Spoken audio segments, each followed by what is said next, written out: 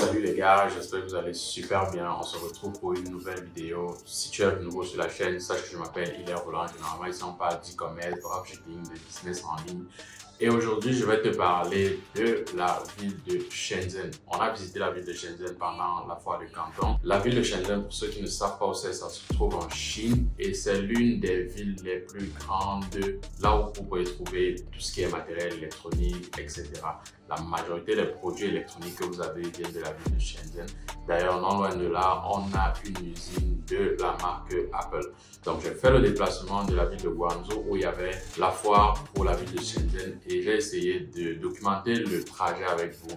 Naturellement, dans une autre vidéo, je vais te faire la visite de ce que je partais faire là-bas. Je vais te raconter en entier ce que j'allais faire là-bas, les personnes que j'ai rencontrées, etc. Mais ici, on va faire ensemble le parcours. Je vais commencer directement par la gare qui était énorme.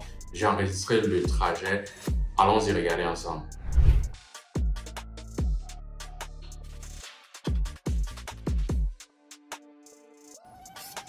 Donc voici la gare. Bon les gars, ça c'est la gare, l'une des gares de la ville de Guangzhou pour partir à Shenzhen. C'est là. Et pour ceux qui sont en Afrique, vous pouvez croire que c'est un aéroport, gars. C'est tellement gigantesque. Je vais faire le tour là. Les gens sont en train d'attendre.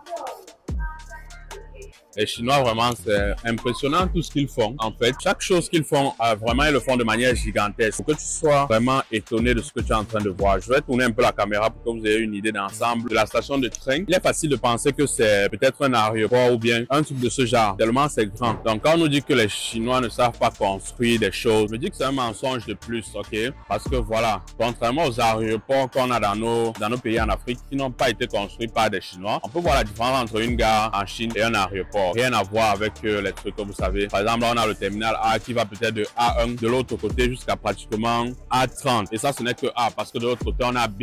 Vous voyez là, c'est sur plusieurs étages. On a B, on a C. Vraiment, les gars font tout en grandeur nature. C'est des choses que normalement on devrait copier. Je me demande pourquoi on n'a pas ce genre d'infrastructure dans nos différents pays. Pourtant, on peut bien les avoir. On fait bien des partenariats avec des Chinois, on fait bien des partenariats avec d'autres pays. Pourquoi on ne fait pas ce genre de choses? On ressent là des dirigeants ou alors des présidents qui ont vraiment un plan de vie pour leurs concitoyens. C'est énorme, voilà, de voir ce genre de trucs. Là, on va aller expérimenter, par exemple, leur train à grande vitesse pour aller se rendre à Shenzhen. Une destination qui met généralement pratiquement 1h30, mais on va le faire en 30 minutes. On a pris des billets, naturellement, pour s'y rendre. On dit que c'est la ville de la technologie. Là-bas, il y a plusieurs usines de technologie, pas juste Apple, pas juste l'assemblage de Apple, par exemple, ceux qui produisent les composants de Apple, mais plusieurs autres industries qu'on va essayer de vider. D'ailleurs, moi, j'y vais parce que je vais lancer une marque, donc je vais rencontrer la compagnie qui va créer le produit pour moi et le personnaliser. Donc, on se retrouve là-bas, on va visiter le train, on va voir un peu comment c'est. Bon, les gars, comme vous pouvez voir derrière moi, les gens sont déjà venus s'aligner. Il faut savoir que le TGV, naturellement, on n'attend personne. Donc, ici, le train est toujours à l'heure, on n'attend vraiment personne. C'est pourquoi tout le monde est déjà là. On doit aller checker dans 5 minutes. Je vais vous montrer exactement comment se passe le check-in. À l'entrée, déjà, on a eu juste besoin de montrer nos passeports à l'extérieur là-bas.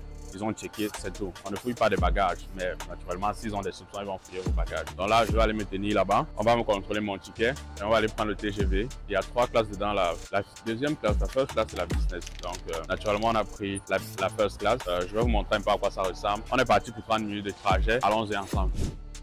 Alors, une fois qu'on arrive à la gare, peut-être quelques minutes avant le départ du train, on vous appelle, vous allez sur le quai, vous attendez que le train arrive. Ça se passe hyper rapide, donc tu dois être hyper attentif. Naturellement, on attendait le train à côté, j'ai eu la chance d'être à l'heure. Donc, à distance, on peut voir apparaître notre train qui arrive vraiment à grande vitesse. Il va attendre quelques instants, le temps de débarquer les autres personnes et d'embarquer d'autres personnes. Et directement, c'est parti. Si tu rates ton train, tu vas juste trouver un autre train. Cette seconde classe a l'air d'être la business class dans certains pays que je connais. Donc là on va être sur le wagon. Je pense que ça c'est la first class. Et on va d'abord checker ici en montrant le ticket. Donc une fois qu'on est dans le train, on peut voir que vraiment le train est hyper confortable. Voilà. Même au niveau des espaces entre les différents sièges, c'est plus confortable que certains avions que j'ai déjà pris. Et des avions, j'en ai tellement pris.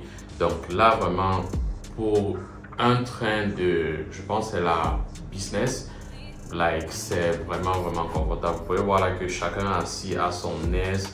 Vous pouvez bouger vos sièges. Donc là, vous voyez voilà que même les personnes qui sont de l'autre côté, vous pouvez voir comment le monsieur est assis. Il est hyper confortable, il se sent tellement à l'aise. Pour ceux qui vont par exemple faire les longs trajets, les chaises là sont rétractables, vous pouvez les redresser, vous pouvez encore les mettre de manière normale. Vous avez des tablettes devant vous comme dans des avions. Le train en Chine, c'est vraiment magique, c'est époustouflant. Donc moi, j'étais étonné de voir ce niveau d'avancement technologique comparativement avec certains trains que nous avons dans nos pays. On essaye toujours de comparer quand on voit quelque chose de bien dans un pays. On essaye de voir un peu ce qu'on a dans notre pays d'origine pour voir un peu comment est-ce qu'on peut atteindre ce niveau-là.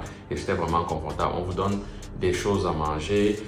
Même si c'est pour un petit trajet et qu'on n'a pas trop envie de manger, on a quand même pris, voilà. Mais vraiment, c'est hyper confortable. Chacun a son espace, comme dans les avions, avec des écrans pour vous distraire.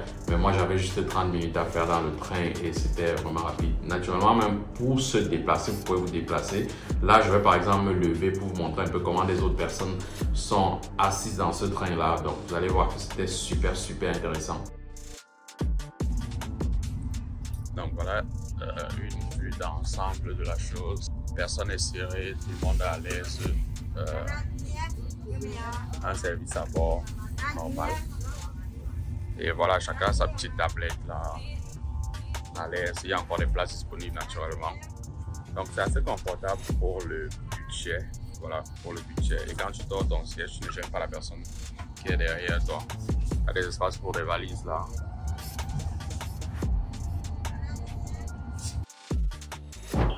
Là, on vient d'arriver à la gare de Shenzhen. Voilà le train qui nous a laissé. Il va continuer à une prochaine gare directement. Là-bas, c'est la gare Nord Shenzhen. Donc ça, c'est assez loin de l'endroit où on va quand même 1 heure. La personne qui devait nous recevoir à l'usine a demandé qu'on devait descendre de notre gare. Mais il faut déjà savoir que ça, c'est l'une des plus grosses gares. Là, maintenant, on va prendre une autre route. Vous pouvez voir dans l'ensemble comment même cette gare est très grande, très grande. Je veux dire que vraiment les Chinois font apprendre tout en grand, Le train n'a pas été en retard en soi, ok? Donc là maintenant, ceux qui doivent partir vont aller dans celui-ci, celui qui nous a laissé. Je pense qu'en revenant, on va revenir par ici, ok?